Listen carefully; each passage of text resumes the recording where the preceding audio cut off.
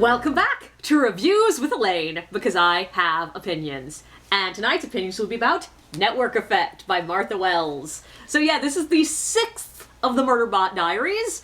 So far, this is the only one I haven't read in one sitting. And someone mentioned that this one had a different pacing than the others, and oh my god, yes, they are correct.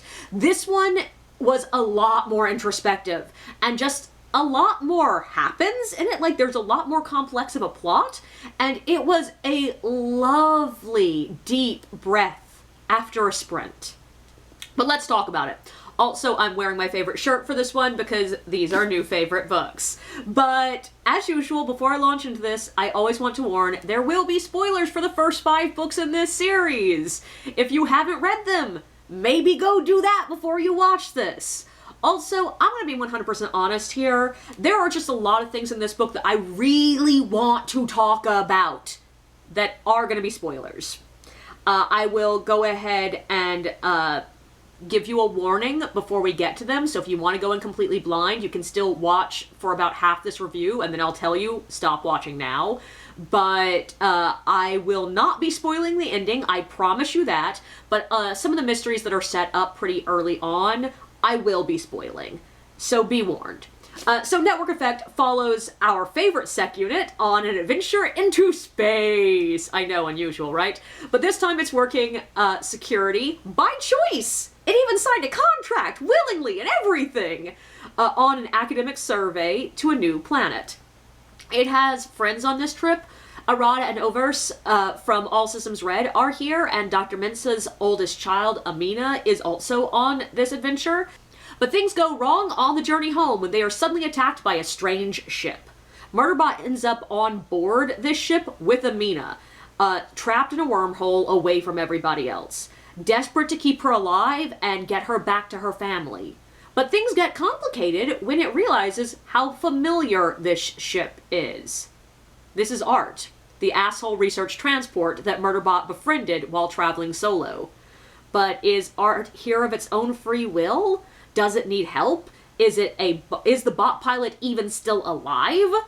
No matter what, it's going to lead to Murderbot's least favorite part of being alive. Emotions! But yeah, I loved this book. I loved it in a different way than the others, all of which I've loved. The others so far have been the type of book that I read like candy, devouring them so quickly it's a miracle I don't get a stomach ache. I couldn't put them down, and as soon as I finished one, I wanted to pick up the next one immediately, like I just needed them in my hands. But this one, I wanted to linger in. I would find myself deliberately putting it down for 10 minutes because I was reading too quickly, then picking it back up immediately because I both needed to know what was happening and wanted to just linger in the moments we were having in that book. I would reread sections as I went, not because I thought I missed something, but because I wanted to experience that moment again. And it's just a very different kind of experience, but with the same characters, world, style, and plotting. But I want to start with discussing exactly how the pacing manages to be so incredibly different. Because I feel like picking up these 2 books, Fugitive Telemetry and Network Effect, after each other gives you an absolute masterclass in pacing. And it's not subtle, it's very upfront with what it's doing. I knew within pages how much slower paced this book was going to be than the previous ones. And there are 3 major things that make the reader slow down in this book. The length of the individual scenes, the amount of exposition, and the scenes between the scenes. So first, the length of the scenes. The Murderbot novellas are mostly replete with like incredibly short little snippets of scenes, often cut within longer scenes to prevent even the longer scenes from feeling like they are long scenes. So we'll get like a half-page conversation that epitomizes a longer conversation that we don't see. We get one-sentence lines that cover major emotional changes. It's masterful and beautiful, and you get a lot of lines that hit like a battering ram because they are doing the work of entire emotional breakdowns. And that's great. But that sort of pacing means you also don't delve deep into a lot of those big emotions. My experience with books like this are that you read them in one sitting and it feels like a movie. But it's fascinating but distant. I often end up only experiencing the really powerful emotional impact after the fact, when I'm lying in bed thinking about what I just read. But books like Network Effect give you the time to feel that while reading. All the scenes have full arcs. We stay in the conversations from inception to resolution. We don't just get Murderbot saying, "This was a bad moment for me." We see every single action it takes and most of its thoughts as it breaks down. This is the ultimate example of the difference in showing and telling. And as I've pointed out many times, both showing and telling are necessary in storytelling. They just do very different things. And in this case, the difference is fast-paced versus slow and introspective. And a lot of that does come from the length of the scenes. Though even the fast-paced ones do have longer scenes, they just tend to be action scenes, and that's different. The second element is there's just 100% more exposition here than in the previous ones.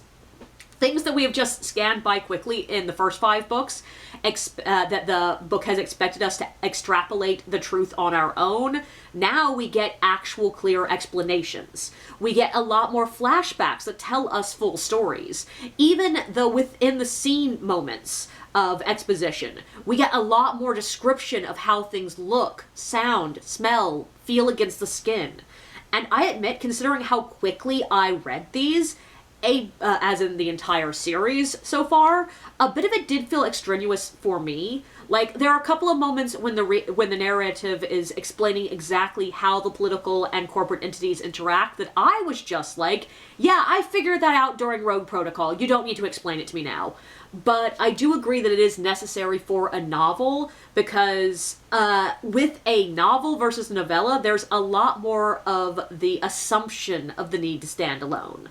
But also, it helps slow down the pacing, and I do think it is very deliberate that Network Effect has much slower pace than the others. But the third element of the pacing I want to talk about is the scenes between the scenes, which is often left out of the novellas and included here. Now, I will admit I'm stealing the phrase "scenes between the scenes" from Dominic Noble here on YouTube. He does Lost in Adaptation. His review of Rebecca talks a lot about scenes between the scenes, about the fact that there'll be these big, emotional, important, active scenes, and then a scene that is just them decompressing for a couple of pages. And similarly, in this book, a lot of the small moments, the conversations that just build on the emotional arcs, the moments that Murderbot is just sitting and settling into its own feelings, the transitions of the humans getting to know each other and having their own emotional arcs, all of this was stuff that was left out of the novellas. And with absolutely perfect logic, it made sense, because all of this is the sort of stuff that Murderbot was pretending so hard it didn't care about. And now, Murderbot is becoming a little bit more emotionally self-aware, and so we get a lot more of them. And it's fascinating how much these tiny moments completely change how it feels to read the book. And I also have one more random thing that I want to talk about before I jump into the spoilery bits. So there are a few scenes in here that are Dr. Bharadwaj's documentary sessions with Murderbot. The ones that still to me very much feel like Murderbot in therapy. And I love them so much. But there's one in particular that hit me so hard. And it is tiny, and it's just this tiny excerpt of one of those sessions where we're dealing with the fact that Murderbot never refers to the company by its name. The company has always, throughout this series, just been called The Company, even when other characters are talking about it. And I had registered that, and I had just sort of assumed, yeah, okay, I guess the company is big enough that it does not have to be named. But as the series progresses, I did notice that there are other companies as big and dominant as the company. Hell, there are bigger, more dominant ones. And so it's not a logical thing to just refer to this one company as the company. And there's a moment in here where Dr. Bharadwaj calls Murderbot out for actively redacting the company's name throughout the entire series. And it hit like a brick wall. And it's all wrapped up in the way it interacts with logos. Because Murderbot has, like, there's been enough mentions in passing that, yes, everything around Murderbot is covered in logos for a lot of the time, and Murderbot has never actively described them and seems to almost be actively avoiding them. And now in this book, it describes some, and it's just insanely how powerful all of it is, because it's playing with the theme of being a thing and how objectification is, like, so painful. Even non-sexual objectification, just being turned into an object, is so harmful, and it's just so good. But now I'm going to get to the bits of the discussion that are at least a little bit spoilery.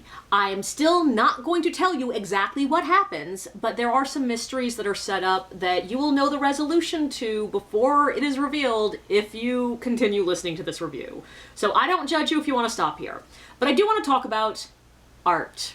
When art was first introduced in Artificial Condition, I was like, Murderbot, you're being a bit judgmental, you're being a bit mean, it's not really an asshole. Like, after that first interaction where, yes, art does sort of threaten it, but it's pushy, but it's not really an asshole. And I could see how Murderbot in specific would hate being around something that is pushy and has the power to push it, but it's not really enough, in my opinion, to earn the title of asshole research transport.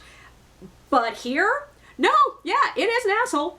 And like Murderbot, it's the sort of asshole that I absolutely love it, and I want it the best for it, and I love it.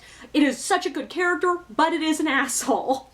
And I love that because also that is a lot stronger of a character than it had originally. Because Art always had an interesting character, but this develops the character so much more. And one of my favorite things about this one is the way the humans immediately glomp onto Murderbot and Art's relationship. And the fact that, yeah, they do sort of read a little bit like they are ex-lovers. And I love how furious Murderbot is at that misinterpretation. Because the thing is, it's not a romantic relationship at all. Art knows that, Murderbot knows that, and I feel like readers should know that, though I will admit I have looked up some fan art of Murderbot. It turns out, no, some readers do ship them together. I'm like, guys, it's not romantic. But the humans teased Murderbot about it being romantic, and oh my god, I could not stop cackling. I loved it, especially considering I was remembering the moment when Murderbot lets Art transmit through its brain, and I was like, yeah, Art's the only person you've ever let inside you. Ah! But humor aside, I also really love this relationship being the dominant relationship of this book, because it's very clearly not romantic, but it is also insanely powerful, driving, and deep of a relationship. And there's some of the same going on with Murderbot and Dr. Minch's relationship, where it is not a romantic relationship by any stretch of the imagination, but it is still the most important relationship in the entire book. And I love the stressing of the fact that a person doesn't need to be in a romantic relationship, nor to have a birth family, to have these world-altering bonds. And that is just a beautiful thing to see in a book. But I also want to talk about voice in this book, because we actually do get other POVs in this book. And that is not something we've seen in the Murderbot Diaries, except for the two little short stories, or one of the two little short stories. And yes, I have read Home and Compulsory, the only ones I can seem to get access to without buying a, collection of other random short stories. But I am planning on eventually making a short reviewing them, and I just haven't for some reason. But we get two new POVs in this book, and they're not dominant, they're not throughout the entire book, they're just moments of it, but they are fascinating. One is another version of Murderbot, which I will not reveal how we get this other version of Murderbot, because that would be serious spoilers, but as you're reading, if you have watched this review and are reading along, you're going to figure out a major spoiler from that information. But it's amazing how different and exactly the same the voice of Murderbot 1.0 and 2.0 are. And I was almost at the end before I could actually put my finger on what the difference is, because 2.0 obviously is offering less physical descriptions of the things around it. And that's pretty obvious as you read. There's just a lot less description in 2.0's voice, but also it is 100% less emotional. And I love it because it highlights how insanely emotional the original really is. Because Murderbot is constantly telling us throughout the narrative how much it hates emotions. It doesn't want to think about emotions. It doesn't want to talk about emotions. And yeah, there's a lot of implication that, of course, it doesn't have as strong of emotions as the humans around it. But it 100% does! It's such an emotional thing. Every single thing that it does, everything it says, we see the emotion behind it. And because of this, 2.0 does read so light comparatively. Like, it felt more like the voice from when Murderbot's being a lot more comedic in, for example, Fugitive Telemetry. But it also feels a lot more like the bots that we've seen throughout the book. And that's really interesting because it's adding another layer to the interplay and the conversation between human versus bot versus construct and where the line is on what is a person. And then there's the third POV, which is just cute. And I don't know why. Like, I cannot put my finger on what makes it feel this way, but there's something that sounds almost young and childlike in its voice at the exact same time that it's very formal, very unemotional, and it's just masterfully done. But the last thing I want to talk about here is the kindness in these books. I love the fact that in a series that is very much about how corporations dehumanize us, make us all into resources, stripping away our freedoms, our rights, and in so doing, our ability to empathize with others, there's still so much kindness in all the people that we see. Every book has featured people helping each other, risking their lives because they care, trusting strangers, and refusing to put their own needs over the needs of others. And yeah, there are bad people too, like there are enemies, there are villains in these books, but I love how the books inundate us with good people. Those fighting the oppressive corporate evil are the ones that we are surrounded by. And that is one of the things that makes me love a book. I want books to remind me of the good of humanity. And these do. But it takes even a step further than that, because we also get the same kindness and love in the bots we meet. Everything from transports to barely sentient hauler bots to complex planet-running systems are shown to deeply care about humans under their responsibility.